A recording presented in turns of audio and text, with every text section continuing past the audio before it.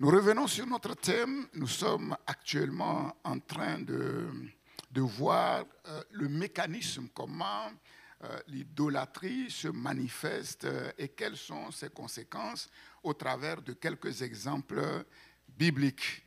Vous avez compris, en fait, l'idolâtrie, c'est quelque chose qui a envahi le monde tout entier et l'idolâtrie est partout, partout. Elle mine et détruit toutes les relations. Tous les domaines de la vie sont minés par l'idolâtrie. Les hommes et les femmes qui vivent sur la terre sont idolâtres sans même se rendre compte. Et c'est ça le véritable problème. Nous avons vu l'idolâtrie familiale au travers de l'exemple d'Abraham et comment cette idolâtrie a failli détruire la destinée d'Abraham, la destinée d'Isaac, le piège de la destinée. Le dimanche dernier, nous avons vu l'idolâtrie du mariage, la vanité des relations amoureuses, la vanité des passions, la vanité des passions. Jacob a travaillé 14 ans pour Rachel et quand on regarde attentivement, pourquoi? Pour rien. Pour rien. Et ce matin, nous allons voir l'idolâtrie du succès. L'idolâtrie du succès, en fait, le monde, sans se rendre compte, admire des morts vivants. L'admiration portée aux morts vivants. C'est ce que nous allons voir ce matin et nous allons lire dans 2 Rois 5. Naaman, le chef de l'armée syrienne.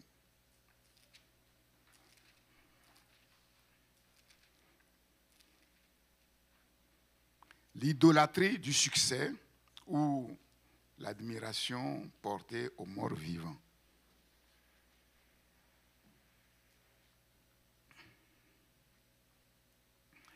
Deux Rois 5, verset 1er. Naaman, chef de l'armée du roi de Syrie, jouissait de la faveur de son maître et d'une grande considération, car c'était par lui que l'Éternel avait délivré les Syriens.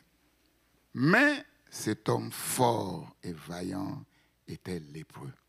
Or, les Syriens étaient sortis par troupes et ils avaient amené captive une petite fille du pays d'Israël qui était au service de la femme de Naaman. Et elle dit à sa maîtresse, « Oh, si mon Seigneur était auprès du prophète qui est à Samarie, le prophète le guérirait de sa lèpre. » Naaman alla dire à son maître, « La jeune fille du pays d'Israël a parlé de telle et de telle manière. » Et le roi de Syrie dit, « Va, rends-toi à Samarie et j'enverrai une lettre au roi d'Israël. » Il partit, prenant avec lui 10 talents d'argent, 6000 cycles d'or et 10 vêtements de rechange. Il porta au roi d'Israël la lettre où il était dit, « Maintenant, quand cette lettre te sera parvenue, tu sauras que je t'envoie Naaman, mon serviteur, afin que tu le guérisses de sa lèpre. » Une lettre très protocolaire, diplomatique. Après avoir lu la lettre, le roi d'Israël déchira ses vêtements et dit, « Suis-je Dieu pour faire mourir et pour faire vivre, pour qu'il s'adresse à moi afin que je guérisse un homme de sa lèpre? Sachez donc et comprenez qu'il cherche une occasion de dispute avec moi. » Lorsque Élisée, homme de Dieu, apprit que le roi d'Israël avait déchiré ses vêtements, il envoya dire au roi, « Pourquoi as-tu déchiré tes vêtements? Laisse-le venir à moi et il saura qu'il y a un prophète en Israël. » Naaman vint avec ses chevaux et son char et il s'arrêta à la porte de la maison d'Élisée. Élisée lui fit dire par un messager, « Va, lave-toi et lave-toi 7 fois dans le Jourdain, ta chair redeviendra saine et tu seras pur. » Naaman dit, « Amen, alléluia. » Naaman fut irrité et il s'en alla en disant, voici, je me disais, il sortira vers moi, il se présentera lui-même, il invoquera le nom de l'Éternel son Dieu, il agitera sa main sur la place et guérira le lépreux. Les fleuves de Damas, l'Abana et le Parpar ne valent-ils pas mieux que toutes les eaux d'Israël? Ne pourrais-je pas m'y laver et devenir pur? Et il s'en retournait et parlait avec fureur. Mais ses serviteurs s'approchaient pour lui parler et ils dirent, mon père, si le prophète t'avait demandé quelque chose de difficile, ne l'aurais-tu pas fait? Combien plus dois-tu faire ce qu'il t'a dit? Lave-toi et tu seras pur. Il descendit alors et se plongea 7 fois dans le Jourdain, selon la parole de l'homme de Dieu. Et sa chair redevint comme la chair d'un jeune enfant, et il fut pur. Naaman retourna vers l'homme de Dieu avec toute sa suite. Lorsqu'il fut arrivé, il se présenta devant lui et il dit, voici, je reconnais qu'il n'y a point de Dieu sur toute la terre, si ce n'est en Israël. Et maintenant, accepte, je te prie, un présent de la part de ton serviteur. Élisée répondit, niet. L'Éternel, dont je suis le serviteur, est vivant. Je n'accepterai pas. Naaman le pressa d'accepter, mais il refusa. Alors Naaman dit, puisque tu refuses, permets que l'on donne de la terre à ton serviteur, une charge de 2 mulets, car ton serviteur ne veut plus offrir à d'autres dieux ni holocauste, ni sacrifice, il n'en offrira qu'à l'Éternel. Voici toutefois ce que je prie l'Éternel de pardonner à ton serviteur. Quand mon maître entre dans la maison de Rimon pour s'y prosterner et qu'il s'appuie sur ma main, je me prosterne aussi dans la maison de Rimon. Veuille l'Éternel pardonner à ton serviteur lorsque je me prosternerai dans la maison de Rimon. Élisée lui dit, va en paix. Lorsque Naaman eut quitté Élisée et qu'il fut à une certaine distance, Géasi, serviteur d'Élisée, homme de Dieu, se dit en lui-même, voici mon maître a ménagé Naaman, ce Syrien, en n'acceptant pas de sa main ce qu'il avait apporté. L'Éternel est vivant, je vais courir après lui et j'en obtiendrai quelque chose. Et Géasi courut après Naaman. Naaman, le voyant courir après lui, descendit de son char pour aller à sa rencontre et dit, tout va-t-il bien? Il répondit, tout va bien. Mon maître m'envoie te dire, voici, il a changé d'avis. Voici, il vient d'arriver chez moi 2 jeunes gens de la montagne d'Éphraïm, d'entre les fils des prophètes. Donne pour eux, je te prie, 1 talent d'argent et 2 vêtements de rechange. Naaman dit, consens et prends 2 talents. Il le pressa et il serra 2 talents d'argent dans 2 sacs, donna 2 habits de rechange et les fit porter devant Géasi par 2 de ses serviteurs. Arrivé à la colline, Géasi les prit de leurs mains et les déposa dans la maison et il renvoya ces gens qui partirent. Puis il alla se présenter à son maître. Élisée lui dit, d'où viens-tu, Géasi? Il répondit, ton serviteur n'est allé ni d'un côté ni d'un autre. Mais il oublie que son maître est un prophète. Et les prophètes, à l'époque, ce n'est pas comme les faux prophètes aujourd'hui. Ils voient tout. Ils voient tout. Ton serviteur n'est allé ni d'un côté ni d'un autre. Vous voyez, quand l'idolâtrie prend quelqu'un, la personne devient folle. Elle n'a plus de discernement. Elle n'a plus de discernement. Mais Élisée lui dit, mon esprit n'était pas absent lorsque cet homme a quitté son char pour venir à ta rencontre. Est-ce le temps de prendre de l'argent et de prendre des vêtements, puis des oliviers, des vignes, des brebis, des bœufs, des serviteurs et des servantes? Les aspirations qui étaient dans son cœur. La lèpre de Naaman s'attachera à toi et à ta postérité pour toujours. Que c'est triste. Et Géasi sortit de la présence d'Élisée avec une lèpre comme la neige. Ah, c'est terrible. C'est triste et terrible. Nous comprenons l'importance d'être délivré de l'idolâtrie. L'important d'être délivré de l'idolâtrie. Je vous pose une question. Quel était, d'après vous, le vrai problème de Naaman? Bon, on sait qu'il était lépreux, c'était un problème sérieux. Mais au-delà de la lèpre, quel était son vrai problème?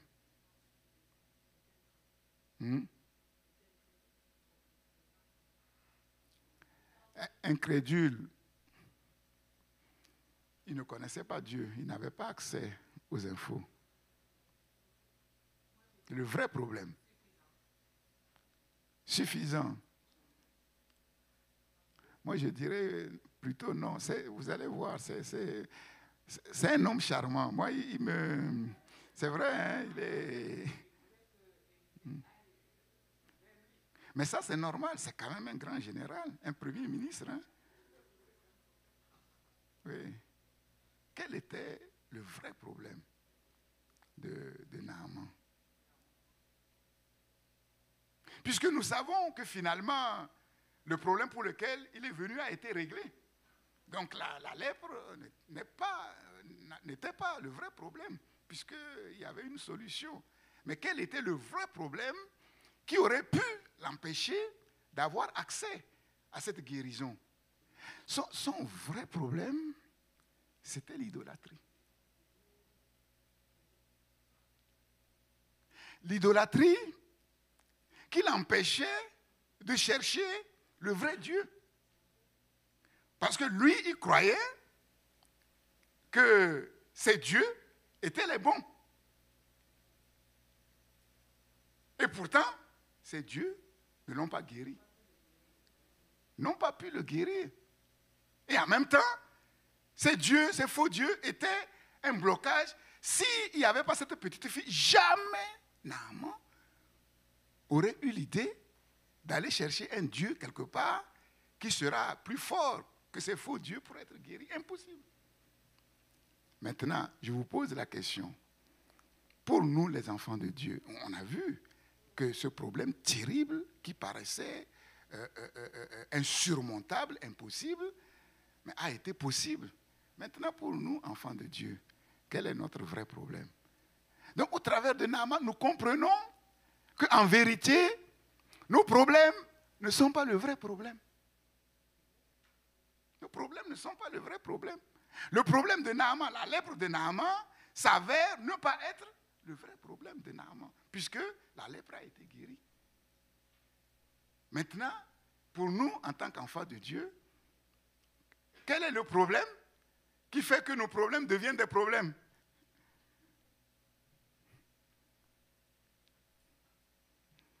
Si Dieu a pu exaucer un païen qui vient de loin, à combien plus forte raison ses propres enfants, son propre peuple? Alors, quel est le vrai problème? Je ne vous donne pas la réponse, puisque sinon, j'arrêterai de prêcher. On va répondre à la fin. Naaman, l'idolâtrie du succès, ou le succès des morts vivants, en fait, est une vanité. Le succès, la réussite, font croire qu'on est quelqu'un, qu'on a de la valeur. Et même, pour certains, le succès les font croire qu'ils sont comme des dieux. Vous savez que la plupart des rois, dans les temps antiques, se considéraient comme des dieux ou comme des fils de Dieu. Les pharaons étaient vénérés comme des dieux. On pensait qu'ils étaient immortels. Alexandre le grand roi de Macédoine, était convaincu qu'il n'était pas le fils d'un homme. En vérité, son père, c'était le roi Philippe II. Non, lui disait que non. Il n'était pas le fils de Philippe II, mais le fils du dieu grec omnipotent Zeus. Et c'est vrai que quand on regarde ce qu'Alexandre le Grand a fait, Mais c'est inimaginable, époustouflant. Certainement, sa mère était convaincue que son vrai père, c'était Zeus. Et quand on voit ce qu'il a fait hors du commun, ceux qui l'ont vu faire ces choses étaient convaincus que c'était un Dieu vivant sur la terre. Et je vous ai dit que dès l'instant qu'une personne devient un champion, une star, un monstre se dresse en lui. Quand on est le meilleur dans son domaine, quand on arrive au haut de l'échelle, sur le sommet de la montagne du succès, de la gloire, on a le sentiment d'être un Dieu vivant sur la terre. Et c'est ce que nous voyons. Ces grands champions, ces stars, ils se prennent, ou même les médias les prennent pour des dieux vivants sur la terre. Les dieux vivants, les Messi, il s'appelle Messi, certains, par un jeu de mots, allaient bien plus que le Messi footballeur, le Messi sauveur de l'Argentine, le Messi sauveur de... Bien sûr, sans forcément son aval. Tout ça pour dire que le succès grise. Et vous savez que le propre de l'idolâtrie, c'est d'aveugler l'être humain sur la vérité de qui il est réellement. L'idolâtrie déforme notre vision et notre opinion sur nous-mêmes et sur les choses. Cependant, comme Alexandre le Grand, la plupart de ces champions dans le monde ont fini mal et finissent mal. Vous savez à quel âge Alexandre le Grand est mort? Ce grand roi qui a subjugué le monde entier, à quel âge? 33 ans. Prématurément. Dans des souffrances atroces. Et c'est lui qui a dit que le jour de sa mort, qu'on fasse en sorte que ses bras soient ballants, sortent du cercueil et qu'on voit que ses bras sont vides et que le héros, la personne, entre guillemets, le griot qui va proclamer devant la bière, devant le cercueil, les choses, les belles paroles sur Alexandre le Grand disent, le grand roi Alexandre le Grand est venu sur la terre les mains vides et il repart de la terre les mains vides. C'est triste. C'est triste.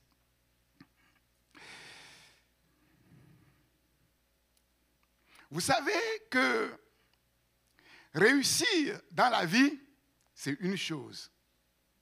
Mais réussir sa vie, c'est une autre chose. Et quelle est la différence entre réussir dans la vie et réussir sa vie? Quelle est la différence?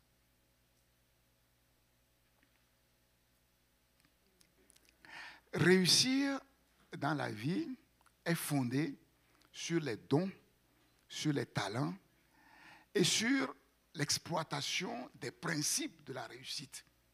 Quelqu'un qui a un don intellectuel, qui a un QI très élevé et qui sait le développer, mais sera un crack. Quelqu'un qui a un don footballeur et qui s'exerce et est dans un bon club, qui a un bon coach, mais il deviendra un champion. Donc réussir dans la vie, c'est exploiter tous les dons et les talents reçus naturellement par le Créateur en vertu des principes de succès qui sont universels. Mais réussir sa vie va bien au-delà que les dons et les talents. Réussir sa vie est fondé sur l'être. Et vous savez que tout ce qui concerne l'être, le monde est démuni. Personne n'a de solution le monde sait faire, mais pour ce qui concerne changer l'être, le monde est démuni. Et il n'y a que Dieu. Voilà pourquoi, pour amener une personne quelque part, Dieu commence d'abord à travailler sur l'être. Et nous avons vu toutes les dérives du monde viennent de ce que les êtres humains s'appuient sur leurs dons et leurs talents et laissent le Créateur de côté, ce qui nous amène à quoi? À l'idolâtrie. Ils se prennent pour des dieux.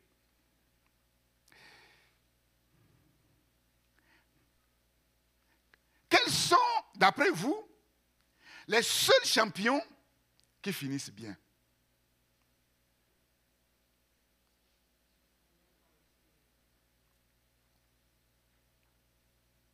La plupart des champions dans le monde le cache. Mais si vous voyez leur vie, la plupart finissent mal. Pour ne pas dire quasiment tous. Des tragédies. Dans les palais royaux, si on savait ce qui s'y passait, parfois on le voit, hein, le prince Harry qui a claqué la porte. Mais beaucoup de choses sont cachées. Des morts bizarres. Quels sont les champions qui finissent bien? Les champions de Dieu. Regardez Hébreux 11. Hébreux 11 nous parle de qui? Les héros de la foi. Ah oui. C'est les seuls qui finissent bien. Regardez la vie d'Abraham. À un certain moment, la vie d'Abraham était devenue un long fleuve tranquille. Il a vécu 175 ans. La Bible dit, rassasié de ses jours. Il n'y a pas d'exception. Et avec notre Dieu, le meilleur est devant nous. Mais dans le monde, c'est le contraire. Quand les gens approchent de la retraite, ils commencent à trembler déjà. Parce qu'à la retraite, ils sont traités comme moins que rien. Une grande championne de tennis, il y a de cela plusieurs années, a rendu ce témoignage terrible. Elle disait, je n'avais aucune idée de qui j'étais ou de qui je pouvais être en dehors du tennis. J'étais déprimé et effrayé parce que toute ma vie avait été définie par mon statut de championne. Toute son identité définie par son statut de championne de tennis. J'étais complètement perdu. Quand je gagnais, je sentais que j'étais quelqu'un. Bon, on comprend entre les lignes. Donc, quand elle perdait, elle n'était rien. Je me sentais belle quand je gagnais. C'était comme si j'étais dépendante d'une drogue. J'avais besoin de victoire, d'applaudissements pour trouver mon identité. C'est triste. Définir notre identité par le succès, par la performance, par le faire, est une erreur grave, parfois fatale. Et nous comprenons pourquoi, quand ces champions arrêtent leur activité, la plupart sombrent dans la dépression. On les oublie, mais très vite. Très vite. Revenons à Naaman. Naaman était un homme de bien. Moi, je l'aime bien. Il est sympathique. Mais ce n'est pas pour rien que le regard de Dieu s'est posé sur lui. Ce n'est pas pour rien du tout. On voit que c'est un gars bien. C'est un grand champion, mais qui sait écouter. C'est quelqu'un qui a l'habitude de commander et on obéit au doigt et à l'œil, mais qui sait aussi obéir, même de ses serviteurs. Mais ce n'est pas rien du tout. Il aurait pu se dire, mais attends, vous savez à qui vous parlez? Mais non. Mais non. Quelqu'un qui est habitué à commander. La Bible dit qu'il était très considéré, un homme éminent, puissant, le général en chef, le commandant en chef de l'armée du roi de la Syrie. La Bible dit que c'était sur son bras que le roi de Syrie s'appuyait lors des cérémonies officielles. En quelque sorte, sa fonction allait même au-delà de chef militaire. Il était là comme le premier ministre, en fait. Un homme de valeur, riche, honoré, certainement par de multiples décorations officielles militaires. La Bible dit qu'il avait une haute estime auprès du roi et il jouissait de toutes les faveurs du roi. Et pour cause, c'était par lui que l'Éternel avait délivré les Syriens. Il a été l'instrument entre les mains du Seigneur pour délivrer son pays. Un tableau magnifique. Cependant, dans ce tableau magnifique, il y a un petit mais, hélas, qui change tout. Mais cet homme fort et vaillant était lépreux. Waouh, ça met tout par terre. Ça met tout par terre. Le mais, le petit hélas, dans la vie de tout être humain, qui fait que le bonheur est impossible à l'être humain sans Dieu. Parce que dans la vie de tout être humain sur la terre, quel que soit le tableau qu'on peut faire, il y a un petit mais. Il y a un petit mais. Normalement, si nous étions sages, comme nous devrons l'être, et si nous apprenons à nous asseoir avant de bâtir la tour, devant le maire, quand on dit, veux-tu prendre tel comme un époux? On dit, oui, je veux bien, mais quel est le mais qu'il y a dans sa vie? Parce que c'est souvent ce petit mais qui pose des problèmes après, qui est caché. Malgré ses glorieux succès, ses privilèges immenses, Naaman était un homme lépreux. C'est-à-dire à l'époque, un mort vivant. À l'époque, on savait que si quelqu'un est lépreux, à moins d'une intervention miraculeuse divine, c'était une mort assurée. Aujourd'hui, ce n'est pas tout à fait le cas. Il était condamné à mourir lentement et sûrement. Et la lèpre, maladie redoutable dans les temps anciens, change complètement le statut d'une personne. En Israël, un lépreux, quelle que soit sa position, ses richesses, était considéré comme un paria. Un banni, un maudit. Dans la vie de tout être humain sur la terre, comme je l'ai dit, il y a un mais, il y a un hélas, caché en lui, dans son cœur. Tous les humains sont des lépreux sans exception. Et la lèpre qui est cachée en chaque être humain, c'est le péché. C'est le péché.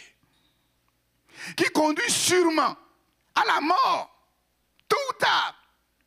Le salaire du péché, c'est la mort. Mais le don gratuit de Dieu, c'est la vie éternelle en Jésus-Christ, notre Seigneur et notre Sauveur. Donc vous comprenez que sur la terre, la plupart de ceux qui sont élevés, célébrés, admirés, sont des morts vivants. Et le pire, c'est que parfois des chrétiens admirent ces morts vivants. En voyant Naaman, avec toutes ses richesses, avec toute sa gloire, quand Naaman descend de sa voiture luxueuse, sa Bentley, les chrétiens disent, mais Seigneur, je ne comprends pas. Lui, c'est un païen. Moi, je te sers, je n'ai même pas une bicyclette. On admire les morts vivants. C'est malheureux, mais c'est comme ça. C'est notre monde. Naaman était arrivé au sommet de la montagne du succès. Il possédait tout ce qu'un homme pouvait rechercher sur la terre. Argent, gloire, renommée, puissance. C'est-à-dire tous les ingrédients humains du bonheur. Malgré toutes ces apparences du bonheur, Naaman était un homme profondément malheureux. Un mort ambulant. Le succès, l'argent, la gloire, la puissance, la renommée font miroiter une belle vie, le bonheur. Mais au final, au bout, c'est la mort, c'est la tragédie. La lèpre de Naaman nous enseigne que le succès, la richesse, la renommée sans Dieu, c'est vain.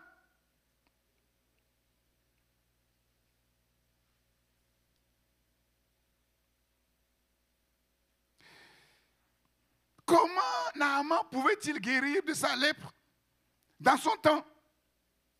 Et comment aujourd'hui les êtres humains peuvent-ils être guéris de leur lèpre, le péché? Dans le temps de Naaman, comme dans tous les temps, en ce qui concerne le péché, une seule solution, connaître le vrai Dieu. Qu'on ne peut connaître que par son envoyé Jésus-Christ, parce que ce Dieu vrai, le seul, est aussi le seul qui contrôle et maîtrise parfaitement tous les paramètres de la vie et du bonheur.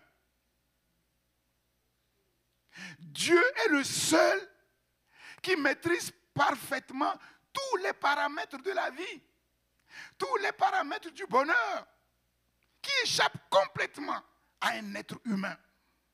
La vie est plus complexe qu'on ne peut se l'imaginer.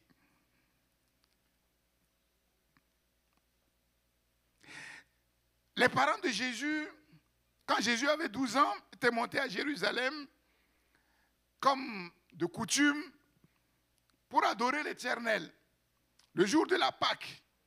Et quand la cérémonie est terminée, ils se sont mis sur le chemin du retour. Les parents de Jésus pensaient que Jésus était avec eux jusqu'à ce que, après un jour de marche, ils se rendent compte que leur enfant n'était pas avec eux. Avec angoisse, ils ont commencé à le chercher. Et ils sont retournés à Jérusalem. Et voici que le petit Jésus, à 12 ans, était dans le temple en train de discuter avec les théologiens imminents. Ils étaient frappés par les questions qu'il posait et par son intelligence. Et quand ils l'ont trouvé, il dit, mais qu'est-ce que tu nous as fait? Jésus va leur dire, pourquoi me cherchiez-vous? Pourquoi me cherchiez-vous? Ne saviez-vous pas qu'il faut que je m'occupe des affaires de mon Père?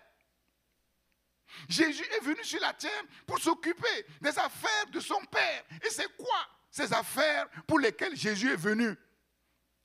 Le Fils de Dieu est venu sur la terre pour rétablir la vérité, sans laquelle personne ne peut être guéri de sa lèpre, sans laquelle personne ne peut être délivré de son péché.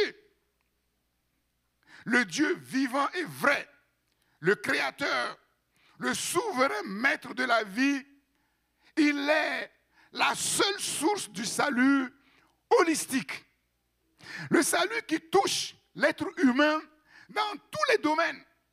Pas seulement le corps, pas seulement l'âme, mais le corps, l'âme et l'esprit. Et il n'est pas possible d'être pleinement heureux si tous les domaines de la vie ne sont pas pleinement comblés, force est de se rendre compte que sur la terre, il n'y a que le corps qui semble être comblé.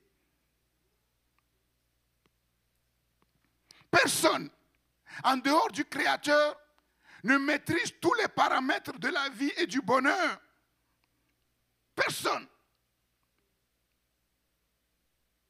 Si Naaman n'avait pas eu accès à ce Dieu créateur, vrai, véritable, aucune solution. Aucune solution.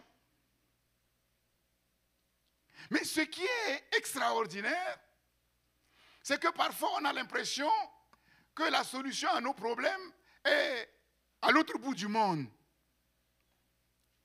Mais la solution au problème de Naaman était dans sa propre maison. Dans sa propre maison, la solution était là.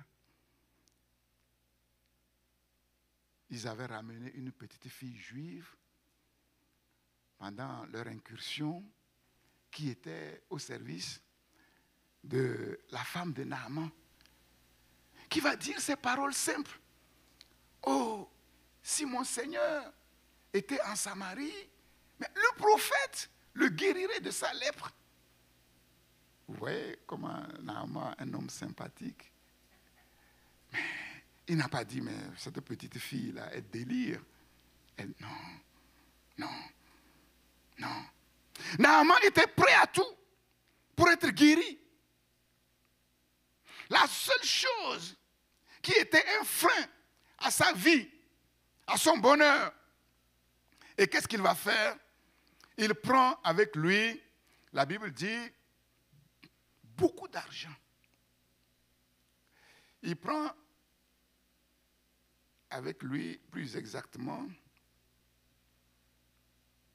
je suis où? 2 Rois 5, oui.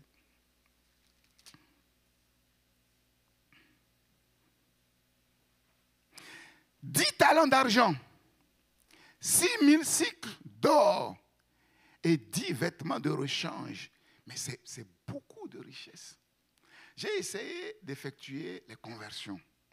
Et si mes conversions sont exactes, je me suis appuyé sur les mesures bibliques, ça veut dire que Naaman a pris avec lui 500 kilos d'argent, 100 kilos d'or. Et les vêtements de rechange, c'est vraiment les habits luxueux. 1 kilo d'or équivaut aujourd'hui à peu près à 81 750. Le lingot d'or, 81 750 €. Donc, les 100 kilos d'or qu'il a amenés avec lui équivalent à peu près à 8 175 000 €. 8 millions. Donc, vous imaginez ce qu'il a laissé à la maison. C'était un homme, mais immensement riche, sans compter l'argent. Sans compter l'argent. Et surtout, il va prendre soigneusement une lettre. La lettre de recommandation du roi de Syrie à l'attention du roi d'Israël. Et que disait cette lettre? Voici ce que le roi de Syrie a écrit. Maintenant, quand cette lettre te sera parvenue, tu sauras que je t'envoie Naaman, mon serviteur, afin que tu le guérisses de sa lèpre.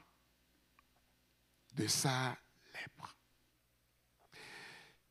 Avec toutes ses richesses, son char, ses chevaux, et surtout la lettre de recommandation précieuse du roi de Syrie, Naaman était convaincu que l'affaire allait se régler, mais facilement. Il était loin d'imaginer ce qu'il attendait. Pourtant, la petite fille juive n'a pas parlé du protocole royal. Elle lui a simplement conseillé d'aller voir le prophète et demander la guérison. Mais Naaman ne voyait pas les choses de cette manière. Un homme aussi puissant que lui aussi considérer que lui mérite une considération et une attention toute particulière. Il prend beaucoup d'argent, de l'or, des vêtements luxueux, sans oublier la précieuse lettre de recommandation. Dans son monde à lui, dans sa vision du monde, pour Naaman, il s'agissait d'une affaire d'État qui doit se traiter de roi à roi. Mais le problème, c'est que Israël n'était pas une nation comme les autres nations. Israël est une nation théocratique. Israël était une nation théocratique. Et le pouvoir du roi et le pouvoir du prophète en Israël sont deux pouvoirs séparés. Et tous les deux dépendent du pouvoir suprême. Le Dieu suprême au-dessus. Devant le roi des rois, devant le Seigneur des seigneurs, il n'y a pas affaire de grands et de petits, de riches et de pauvres. Tous sont soumis à la même règle, au même statut, régis par un seul principe, la foi, sans laquelle il est impossible de s'approcher du vrai Dieu, la foi sans laquelle il est impossible d'être agréable au vrai Dieu, la foi, il est impossible que le bras du Tout-Puissant se meuve en faveur de quelqu'un. Tous sont soumis à la même règle, sans exception. Devant Dieu, la foi seule définit la grandeur d'une personne. Dieu n'a pas besoin de lettres de recommandation. Dieu connaît tout sur tout. Ce qu'il cherche, ce qu'il regarde, c'est la foi du cœur. La grande vérité que Naaman et le roi de Syrie ignoraient, c'est devant le Dieu d'Israël, le Dieu créateur, le Dieu vivant et vrai, en vérité, tout vient de lui et de lui seul. Personne ne peut se glorifier devant lui. Tout est grâce. Tout n'est que grâce. On ne peut acheter le Dieu d'Israël ni avec l'argent, ni avec l'or, ni avec les vêtements somptueux. Dieu n'est impressionné par rien. Dieu n'est impressionné par personne. Ce qui peut impressionner Dieu, si je puis m'exprimer de cette manière, c'est seulement la foi véritable que ce Dieu peut lire dans le cœur d'un être humain. La foi met tous les humains sur le même pied d'égalité et impose à tous la même démarche d'humilité et de foi. Naaman va prendre soigneusement avec lui la lettre de recommandation du roi de Syrie, mais il va se rendre compte que loin de le favoriser, ça va lui créer plus de problèmes qu'autre chose. Le roi d'Israël se met en colère. Après avoir lu la lettre, le roi d'Israël déchira ses vêtements et dit: suis-je Dieu pour faire mourir et pour faire vivre, pour qu'il s'adresse à moi afin que je guérisse un homme de sa lèpre? Sachez donc et comprenez qu'il cherche une occasion de dispute avec moi. Cette affaire de lèpre va devenir une affaire d'État compliquée sur le point de déclencher une guerre entre Israël et la Syrie. Mais c'est terrible. Une chose est claire. Le succès, l'argent, l'or, la position sociale sont incapables de faire mourir et de faire vivre. Malgré leur richesse, malgré leur noblesse, malgré leur grandeur, les grands de ce monde sont aussi ignorants, aussi aveugles que tous les autres. Ils croient connaître, mais ils ne connaissent rien. Ils croient savoir, mais ils ne savent rien. Jésus dit, à propos de ceux qui se disaient chefs en Israël, que ces gens sont des aveugles qui conduisent d'autres aveugles et les deux tomberont dans le même trou. Matthieu chapitre 15, verset 14. Alors je vous pose une question. Dans ces conditions, quelle est d'après vous la première, la plus grande, la plus noble, la plus efficace de toutes les activités sur la terre?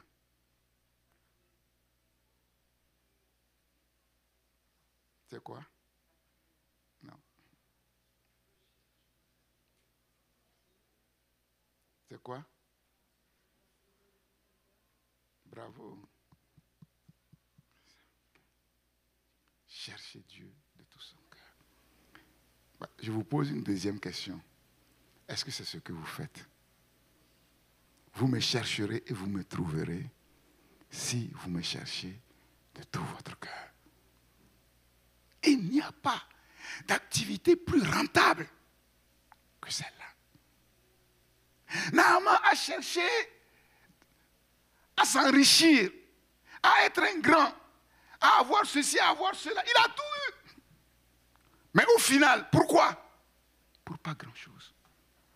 Pour la tragédie. Pour la tragédie. Le psaume 14, verset 1 dit ceci. L'insensé dit en son cœur. C'est qui l'insensé sur la terre? C'est qui l'insensé?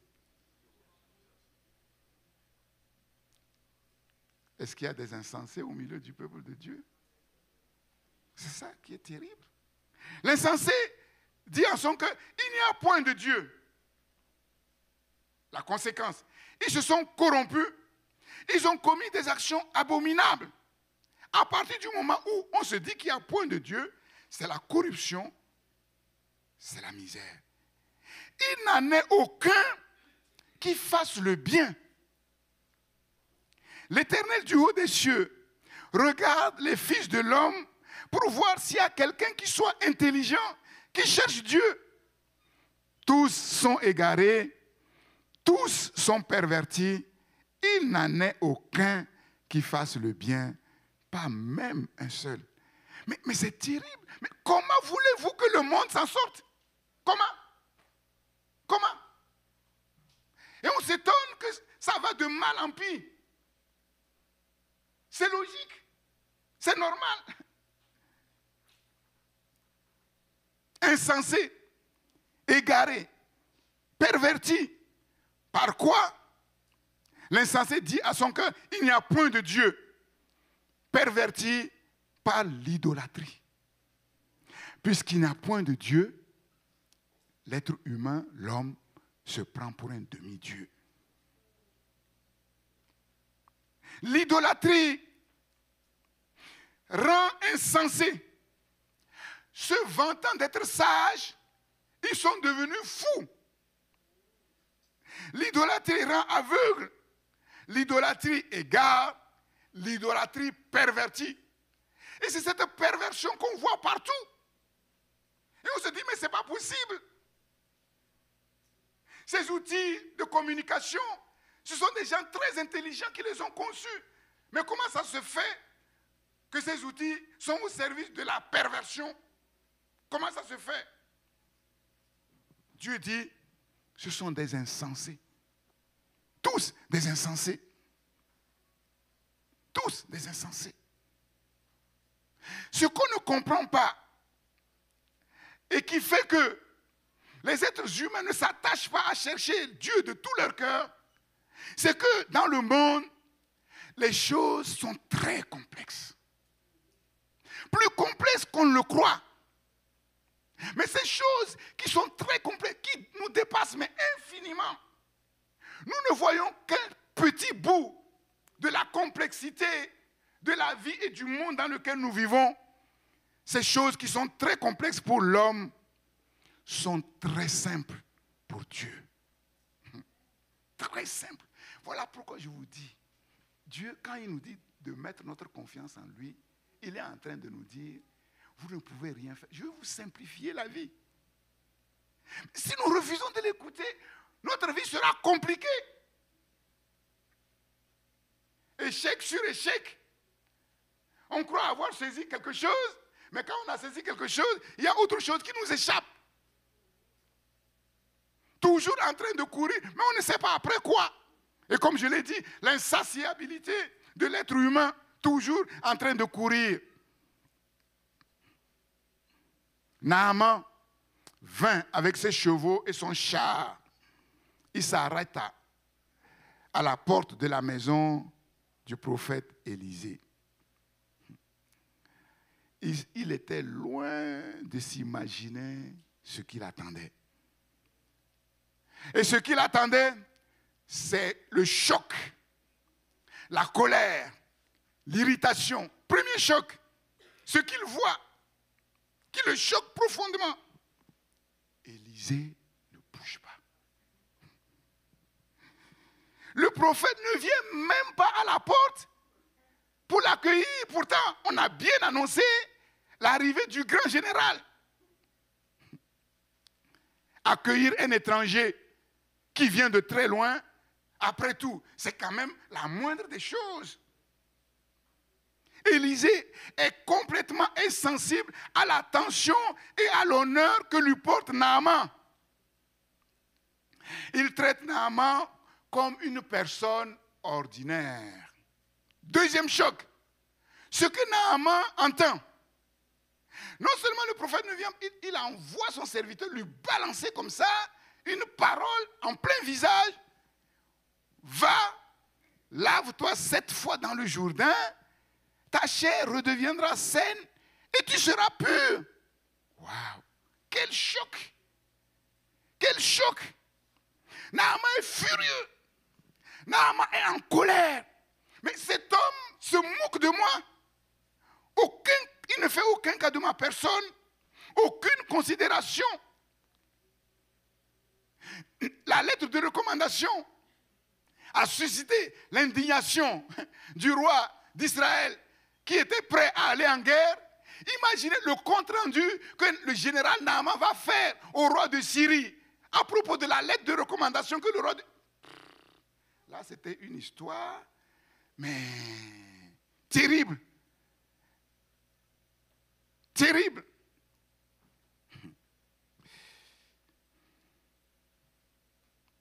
Quel était le problème de Naaman?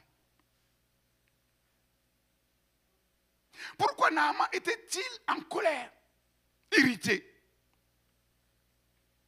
Cet homme fort, puissant, est totalement aveuglé par son propre système, par sa vision du monde idolâtre. Il est venu avec son système. Il est venu avec sa vision du monde. Et c'est quoi son système? Et sa vision du monde, c'est un système basé sur le mérite, les talents, le pouvoir, la richesse. Naaman est habitué à relever de grands défis. Lui dire d'aller se laver 7 fois dans un fleuve. Je dis, mais c'est pas possible. C'est quoi ça? Je ne suis pas venu pour m'amuser. Je ne suis pas venu pour m'amuser. Ce qu'il oublie, c'est que le Dieu d'Israël, le Dieu créateur, n'est pas une idole. Ce n'est pas une création humaine. Il est le créateur des humains. C'est le Dieu souverain. Il n'est impressionné par personne, par rien. Il met tous les humains sur un même pied d'égalité et les traite sur la même base, la grâce et la foi. Naaman est complètement déstabilisé par ce qu'il voit et par ce qu'il entend. Et il s'en alla en disant, voici, je me disais, il sortirait vers moi. Non, il est venu avec un raisonnement bien précis. Il sortirait vers moi. Quand il va apprendre que le général est là avec ses chars, il va s'empresser de courir, sortir vers moi. Il se présentera lui-même. Il invoquera le nom de l'Éternel, comme les charlatans, son Dieu. il agitera sa main sur la place pour que tout le monde le voie, il va s'agiter. Et il guérira le lépreux. Les fleuves de Damas, l'Abana et le Parpar ne valent-ils pas mieux que toutes les eaux d'Israël? Ne pourrais-je pas m'y laver et devenir pur?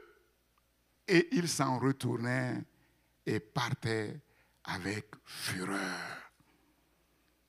Naaman se disait, la petite juive, là, quand je vais rentrer, tout ce voyage, tous ces tracas pour rien, pire, pour se voir insulté, pour essuyer des moqueries. Chrétien ou pas chrétien, frères et sœurs, riches ou pauvres, forts ou faibles, tant que l'être humain ne laisse pas la parole de Dieu transformer sa vision du monde, sa culture, sa mentalité, ses faux raisonnements, il ne peut être guéri, il ne peut être délivré, il ne peut être restauré. L'homme, l'être humain est formaté par sa nation, sa culture et ses traditions. Naaman était en train de dire, c'est quoi? Nous, on a des fleuves meilleurs. La Syrie, c'est un puissant royaume. Nos fleuves sont meilleurs que les fleuves d'Israël. Si c'est simplement pour se jeter dans un fleuve, je préfère les fleuves de chez moi.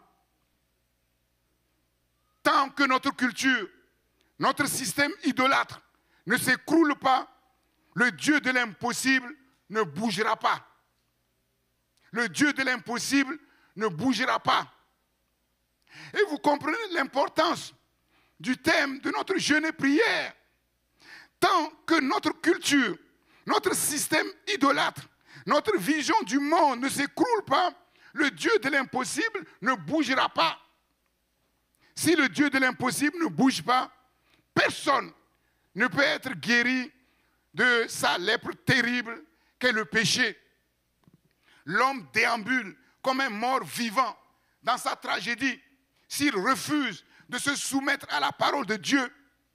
Ce que nous essayons d'acquérir par nous-mêmes avec tant d'efforts, tant de labeur, de sueur et de souffrance, et bien souvent sans succès, Dieu le Créateur peut nous les donner gratuitement avec une simplicité déconcertante comme un jeu d'enfant.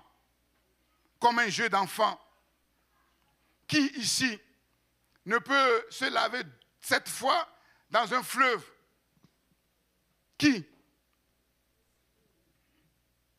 Voici, je me disais, l'être humain est pris au piège de ces faux raisonnements fondés sur un faux système formaté par l'idolâtrie.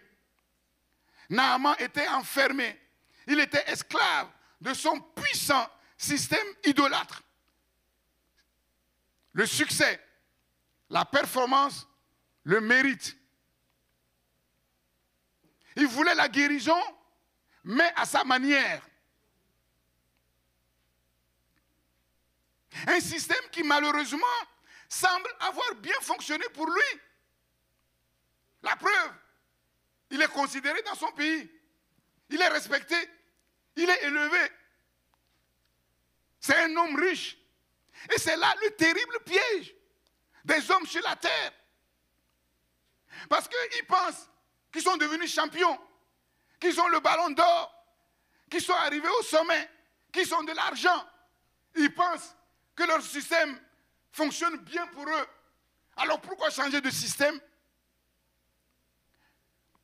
C'est là le défi véritable de l'évangélisation.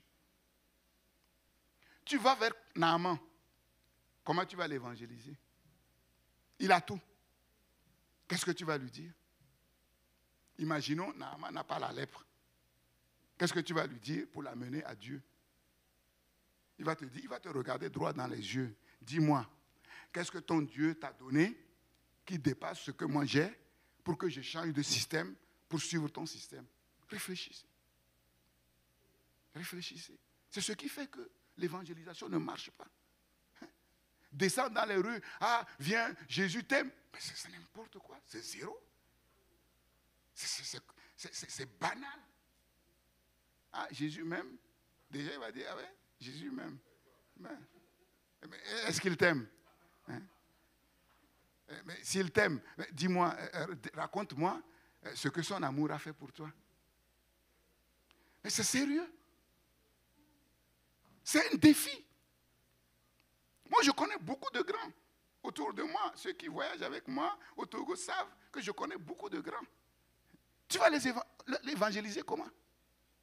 Tu ne peux les évangéliser qu'au travers de la vérité. Mais encore faut-il que cette vérité soit incarnée en toi. Et quand tu parles de la vérité, on voit que tu la maîtrises. Et la vérité, c'est quoi?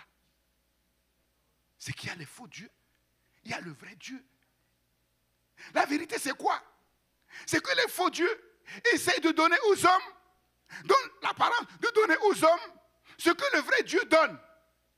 C'est-à-dire le succès, la renommée, la richesse.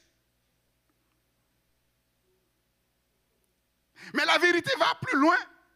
C'est qu'il y a quelque chose que les faux dieux ne peuvent pas donner. Encore faut-il avoir le discernement pour discerner cette chose.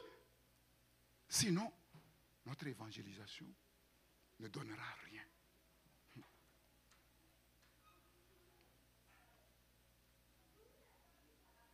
Tant qu'il restait dans le système de Naaman, tant que Naaman restait dans son système, Dieu ne pouvait rien faire pour lui.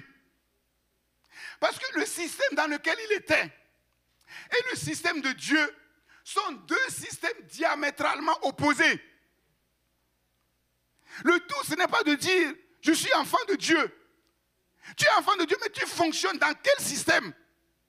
Si tu es enfant de Dieu et tu fonctionnes encore dans le système idolâtre, Dieu ne peut rien faire pour toi. C'est deux systèmes diamétralement opposés qui ne peuvent pas se comprendre. Voilà pourquoi certains enfants de Dieu ne comprennent pas Dieu. Ils prient et ça ne marche pas. Ils disent, je ne comprends pas. Mais ce que tu ne comprends pas et que tu as besoin de comprendre, c'est que si tu ne comprends pas Dieu et les choses de Dieu, c'est que tu ne fonctionnes pas dans le système de Dieu.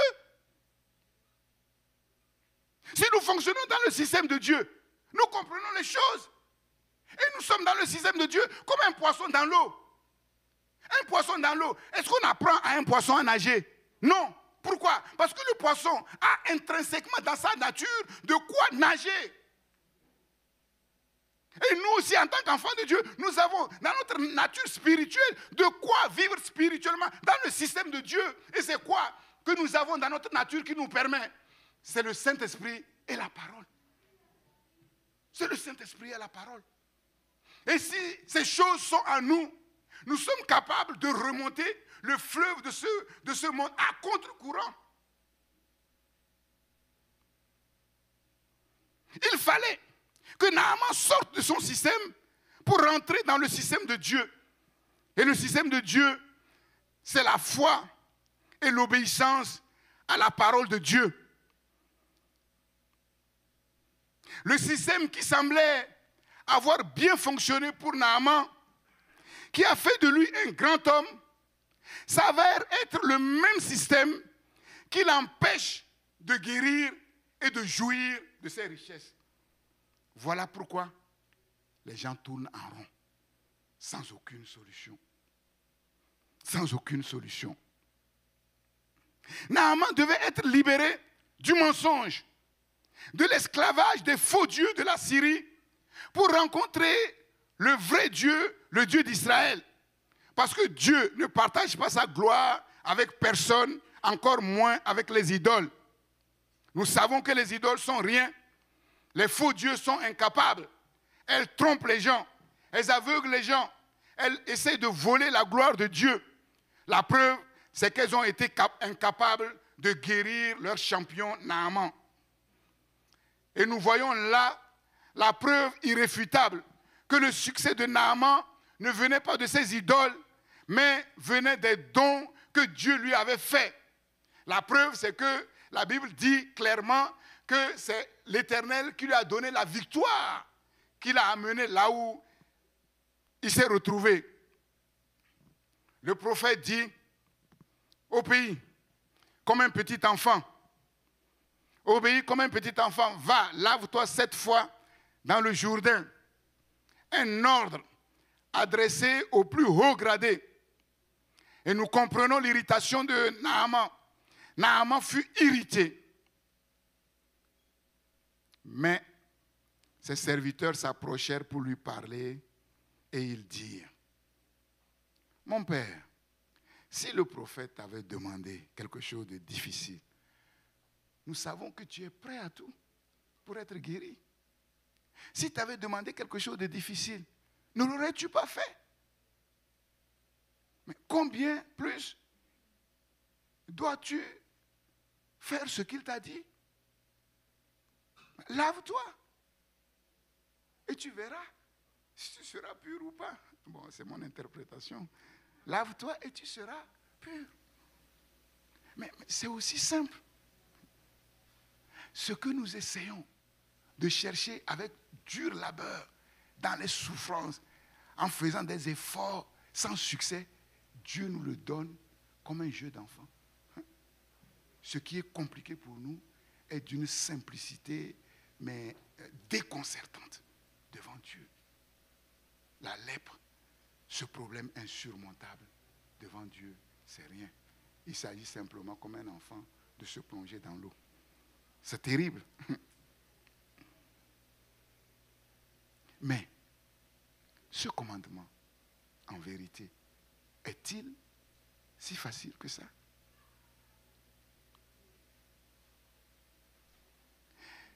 En fait, c'était la chose la plus dure qu'on pouvait demander à Naaman. C'est ça qui est terrible. C'était la chose la plus dure qu'on pouvait demander à Naaman. Maintenant, ce que Dieu, au travers du prophète, demande à Naaman, comment vous le comprenez? Est-ce que c'est simplement à Naaman ou Dieu est en train de s'adresser à l'humanité tout entière? Et qu'est-ce que Dieu demande à l'humanité tout entière, y compris ses enfants?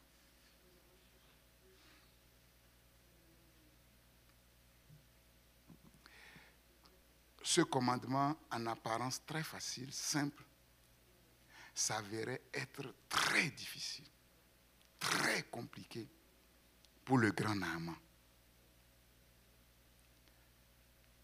Si vous ne vous convertissez et si vous ne devenez comme de petits enfants, vous n'entrerez pas dans le royaume des cieux. Et c'est le problème auquel même les chrétiens sont confrontés. Ils n'ont pas cette foi simple, humble, obéissante d'un petit enfant.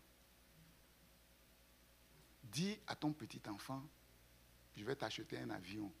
Il va aller raconter à tout le monde que ses parents vont lui acheter un avion. Voilà. C'est papa qui a dit. Papa, maman ne peuvent pas mentir. Même si c'est faux, ils croient. Mais nous, on est tellement sages, tellement intelligents, on raisonne tellement. Oui, mais Dieu dit qu'il va nous donner un avion, mais comment l'avion va venir? Ok, c'est ça le problème. C'est très dur. Et c'est le même principe. Le grand général, commandant en chef, est mis sur le même pied d'égalité qu'un petit enfant, qu'un moins que rien. Comme je l'ai dit, monsieur tout le monde. Il va être maintenant la risée de ses serviteurs. Devant ses serviteurs, il va enlever ses galons, il va enlever son pantalon, il va tout enlever pour être simplement en short. Il ne savait pas qu'il allait aller à la piscine, donc il n'a pas pris de maillot de bain.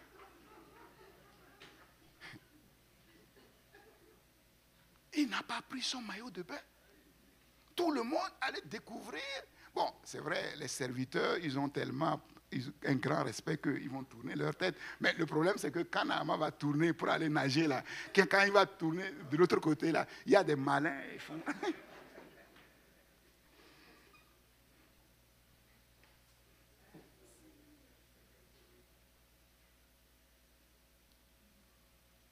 Pour obéir, Naaman va devoir se dépouiller. Et le dépouillement de ses vêtements, c'est rien. Ce n'est que l'image du dépouillement intérieur.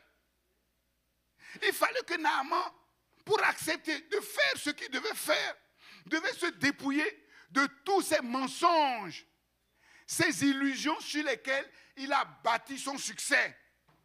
On lui a dit que s'il a pu atteindre le sommet qu'il a atteint, c'est parce qu'il offre des sacrifices au dieu Rimon. C'est à cause des fétiches qu'on lui a donnés. Il fallait que Naaman se dépouille de sa vision du monde, de ses faux raisonnements. C'est-à-dire que Naaman, pour faire ce qu'il devait faire, devait reconnaître que, mais il a tout faux.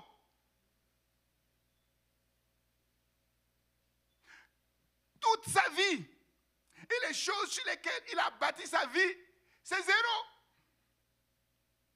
C'est ça, la vraie conversion. Que parfois, on ne trouve pas, même au milieu du peuple de Dieu. Si quelqu'un veut venir après moi, qu'il renonce.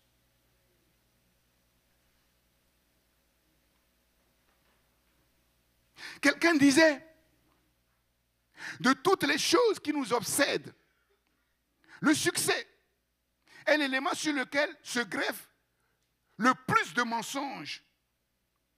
Nous croyons que le succès et son cousin, l'argent, nous donnent la sécurité, que le succès et sa cousine, la célébrité, nous donnent le bonheur. Les gens se servent de tous les moyens pour avoir l'argent, la puissance et la gloire, pour ensuite s'autodétruire. Insensé. Insensé comme la parole de Dieu le dit. Naaman s'est soumis entièrement à la parole de vérité. Naaman va se dépouiller de tout, de ses vêtements, de son succès, de ses richesses, devenir un homme simple, ordinaire, comme tous les humains, et pire, comme un enfant.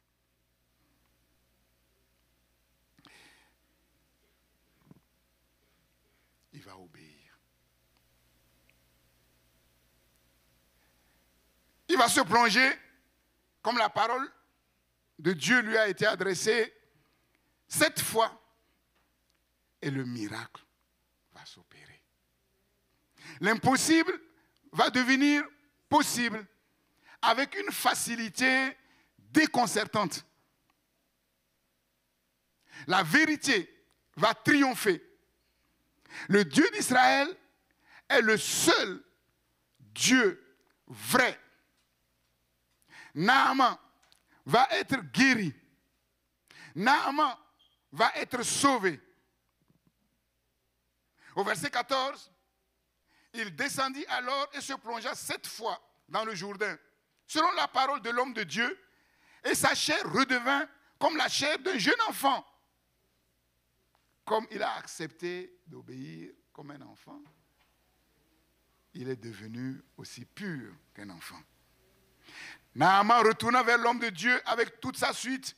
Lorsqu'il fut arrivé, il se présenta devant lui et dit, « Voici, je reconnais qu'il n'y a point de Dieu sur toute la terre, si ce n'est en Israël. » Quelle confession de foi!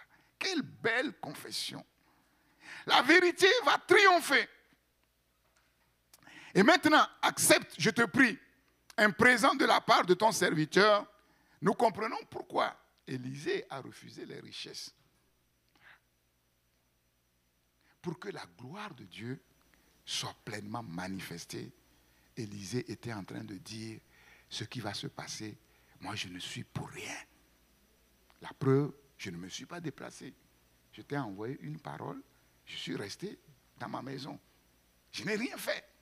C'est Dieu et c'est Dieu. Élisée répondit, l'Éternel dont je suis le serviteur est vivant, je n'accepterai pas. Naaman le pressa d'accepter, mais il refusa. Alors Naaman dit, puisque tu refuses, permets que l'on donne de la terre à ton serviteur une charge de 2 mulets, car ton serviteur ne veut plus offrir à d'autres dieux ni holocauste, ni sacrifice. Il n'en offrira qu'à l'Éternel. Il n'en offrira qu'à l'Éternel. Mais Naaman va comprendre, mais les choses en quelques heures, que beaucoup de chrétiens arrivent à comprendre en plusieurs années de conversion. Oui.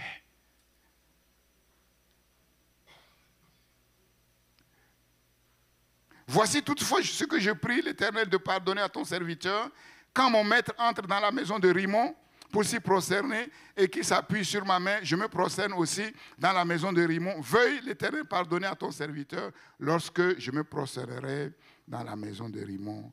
Et Élisée lui dit, va en paix.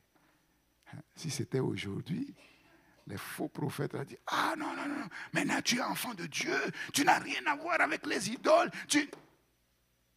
Les adorateurs que le Père cherche, ce sont des adorateurs en esprit et en vérité. En esprit et en vérité.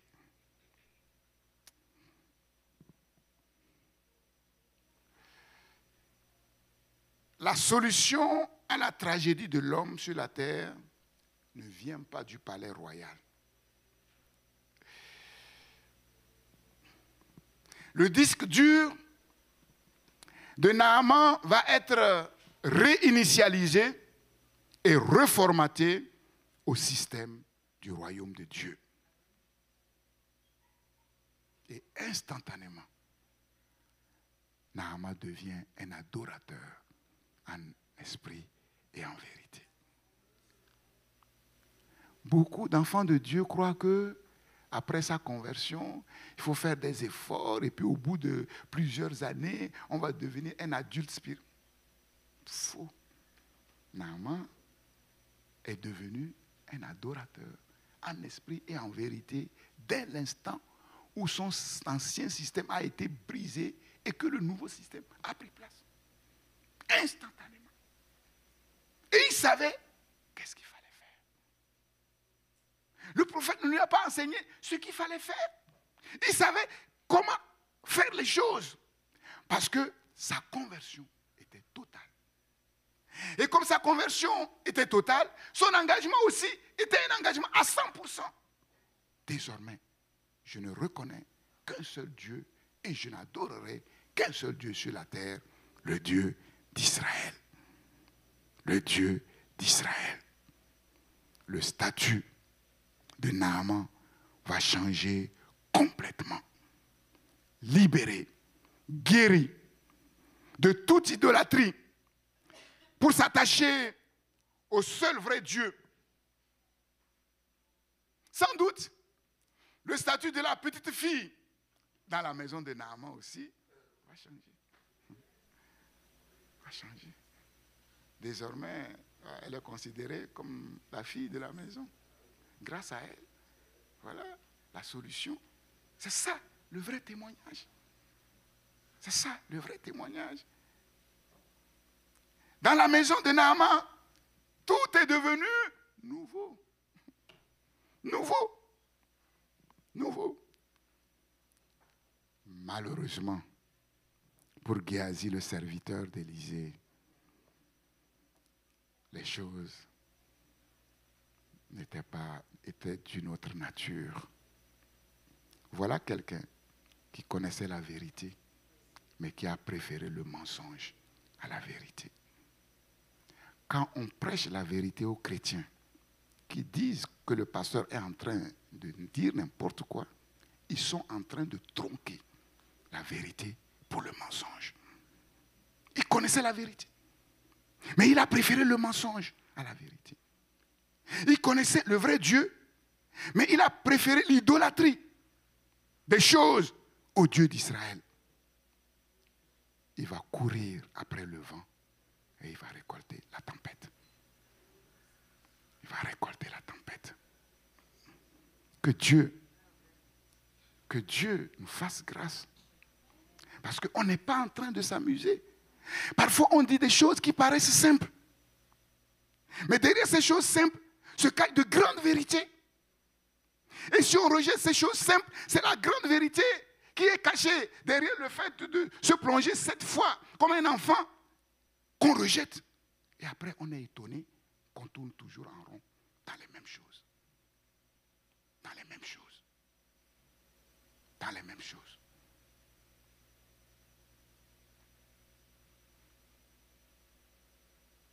Naaman n'a rien fait. Il n'a pas jeûné. Il n'a pas prié. Il a simplement obéi à une parole. Foi sans obéissance est une foi morte. Foi sans œuvre est une foi morte. Mais foi et obéissance amènent le miracle, amènent l'exploit. Et ce que Dieu attend de nous, d'abord, ce n'est pas de faire ceci ou de faire cela. Ce n'est pas de courir là, de courir ici. Ce n'est pas de jeûner, de prier. C'est cette disposition à obéir à sa parole comme un enfant. Et ce n'est pas ce que nous faisons qui va amener l'exploit. C'est l'obéissance simple à cette parole de vérité qui amène le miracle et l'exploit.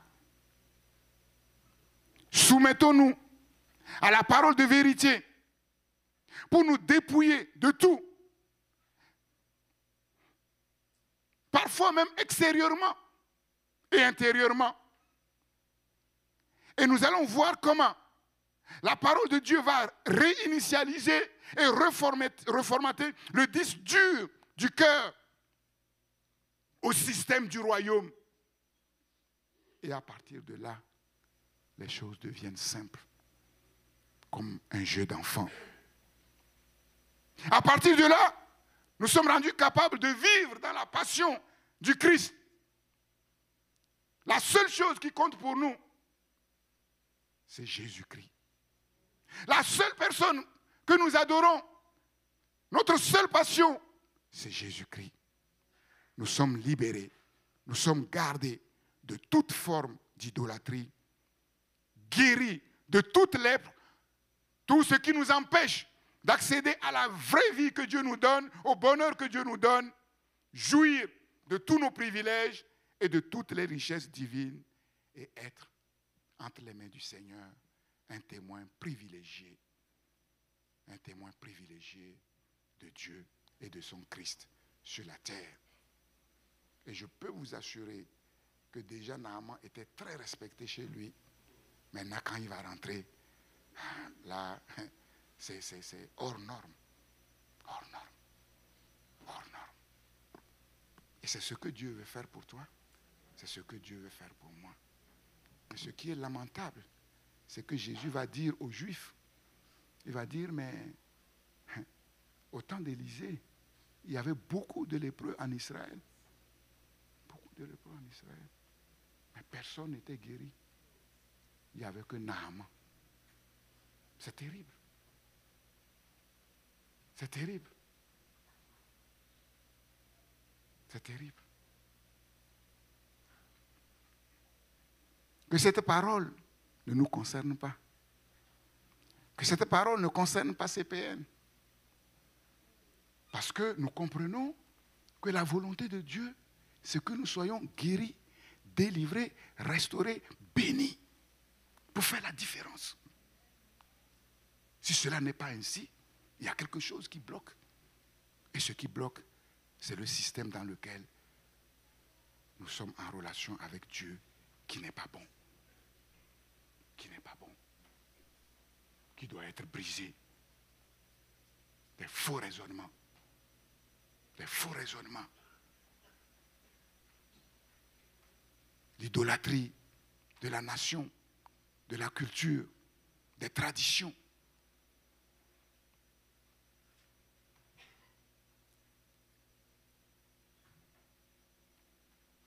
Seigneur, ton regard parcourt toute la terre. Et partout où tu trouves un homme, une femme bien disposé, tu lui donnes sa chance. À combien plus forte raison, ton regard est posé sur ton peuple, Seigneur. Et tu veux faire grâce en abondance.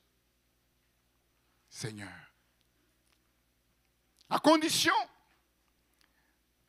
que nous acceptons la parole de vérité et que nous obéissons comme des enfants. Et ce qui nous paraît insurmontable devient facile. Ce qui nous paraît complexe devient simple.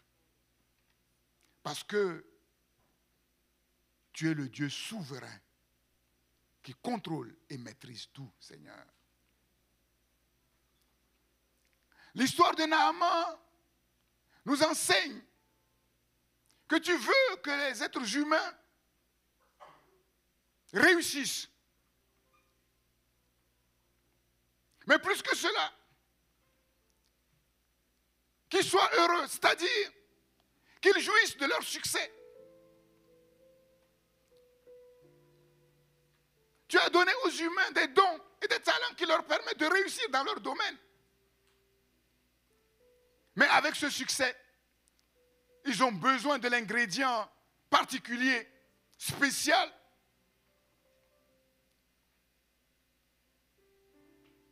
L'attouchement de Dieu, le regard de Dieu, la parole de Dieu,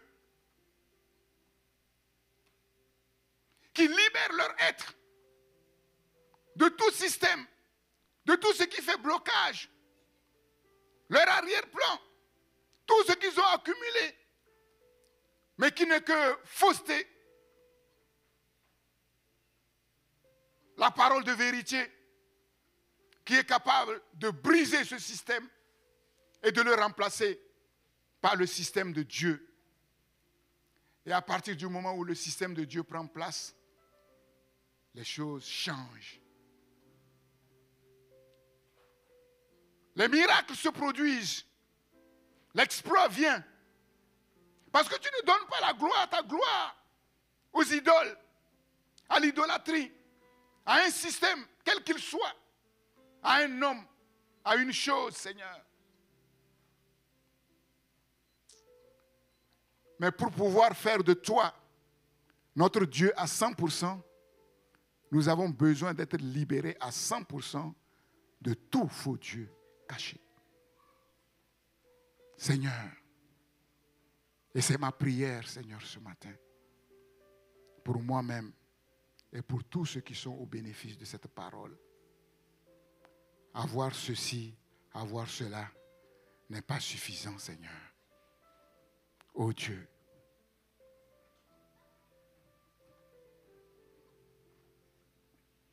guéris, Seigneur. Délivre, Seigneur. Naaman était loin d'imaginer qu'il y avait tout ça dans son cœur. Naaman était loin d'imaginer et de discerner ce qui faisait blocage dans sa vie, Seigneur. N'eût été ta parole, jamais il ne l'aurait imaginé. Oh Dieu, oui, nous voulons te chercher, pas n'importe comment, de tout notre cœur, pour que tu viennes à nous, pour que ta parole qui nous éclaire vienne à nous, Seigneur. Sans cela, nous avons beau proclamer être enfants de Dieu, serviteurs de Dieu, ce n'est que vain si tu ne fais pas ton œuvre en profondeur dans nos cœurs, Seigneur. Seigneur, libère de toute illusion au nom de Jésus-Christ. Seigneur, donne à tout un chacun de bien comprendre, de bien discerner, oui, et de se dépouiller de tout ce dont tu dois se dépouiller, Seigneur, pour voir le Dieu de l'impossible bouger et se lever dans sa vie, Seigneur. Garde-nous, Seigneur, des fausses proclamations On ne voit aucune proclamation dans la bouche de Naaman, Seigneur, on ne voit rien de ça. Mais on voit un homme sincère, entier. Quand il ne comprend pas, il dit, je n'ai pas compris. Et on l'aide à comprendre. On l'aide à faire. Il ne dit pas, oui, j'ai compris, mais en fait, il n'a rien compris. Seigneur, un cœur vrai, sincère. Dieu de gloire, qui sait mettre de côté tout ce qui paraissait être pour lui des richesses, des privilèges, la gloire au Dieu. Faut-il arriver à être frappé de la lèpre pour comprendre qu'il faut chercher le vrai Dieu parce que c'est lui seul qui doit nous guérir de la lèpre? Non, parce qu'il y a déjà une lèpre plus terrible que la lèpre, la maladie de la lèpre naturelle, c'est le péché. Seigneur, oui, que ta parole, Seigneur, fasse son œuvre dans le cœur de chacun et de tous, Seigneur. La seule chose qui fait tourner tes enfants en rond, c'est l'obéissance, la désobéissance ou l'obéissance partielle. C'est tout. Nous disons, Seigneur, qu'il nous soit fait selon ta parole, conformément à ta parole, d'après ta parole. Nous sommes le produit de ta parole. Nous sommes les fils de ta parole, Seigneur. Et nous voulons nous soumettre à l'autorité créatrice, recréatrice de ta parole, Seigneur. Entièrement. Seigneur, laissez ta parole accomplir pleinement son travail en nous. Dieu de gloire,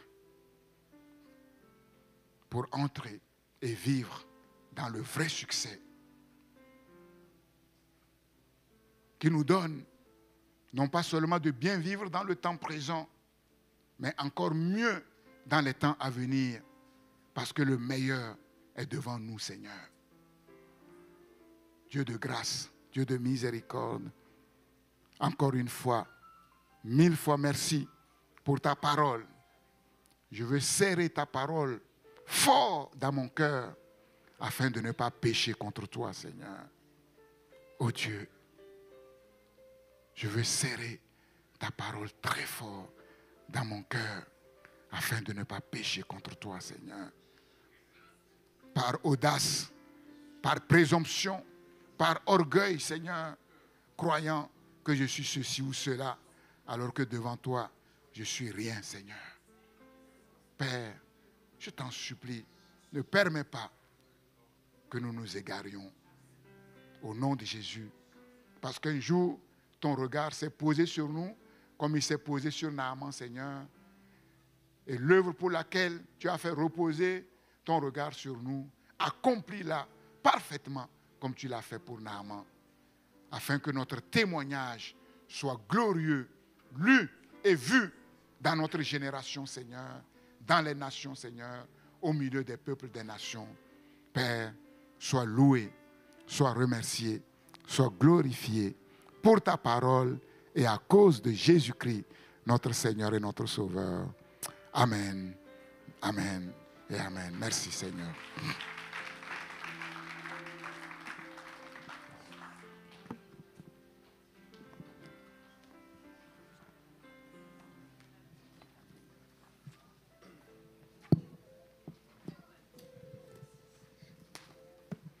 Donc, comme vous voyez, quand on lit la parole de Dieu, comme ça, on a l'impression que l'idolâtrie n'est nulle part. Mais on se rend compte que tous les problèmes dans la Bible, la cause, c'est l'idolâtrie. C'est très important. Que Dieu nous aide à comprendre et à nous inscrire dans le plan de Dieu pour sa gloire et pour notre bien. Amen. Notre culte en ligne est maintenant terminé. Merci à tous de nous avoir suivis. Vous pouvez nous suivre sur christpourlesnations.com. Nous vous souhaitons une excellente semaine. À dimanche prochain.